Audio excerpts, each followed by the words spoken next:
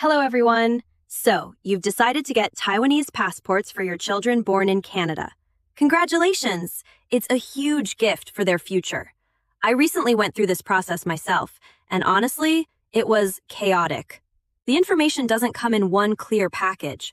I was given wrong information, I almost missed deadlines, and I nearly lost my mind. So, I decided to organize everything I learned and share it with you.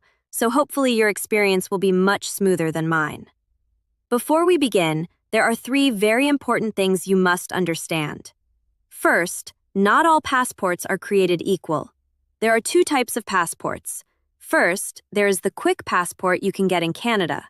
That is a national without household registration passport. It's fine for travel, and it ensures your boys won't have to serve in the military. But it doesn't give your kids the right to live, work, or get healthcare in Taiwan. If you want the full rights of a Taiwanese citizen, the full passport is what you need. That's what this series is about. Second, you must travel to Taiwan to obtain the full Taiwanese passport. Yes, your children must physically enter the country. You should plan to stay in Taiwan for at least 15 business days, about 3 weeks. And that is the bare minimum, assuming you pay for expedited services wherever possible. But here is the most important warning. Once you start the process for your children, they cannot leave Taiwan until it is finished. They must hold their new Taiwanese passports in order to exit the country.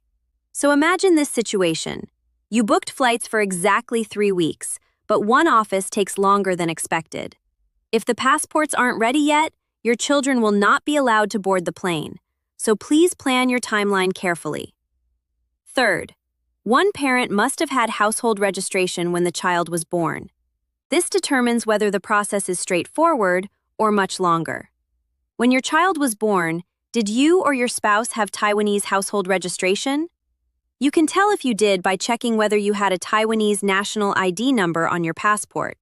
If the answer is yes, then your children can apply directly for permanent residency and household registration.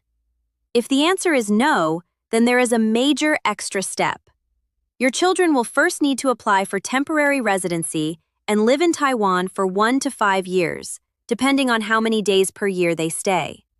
Only after completing that residency period can they apply for permanent residency and household registration. Unfortunately, this requirement is not waived for children. So, once you understand these 3 things, you can decide whether this process makes sense for your family.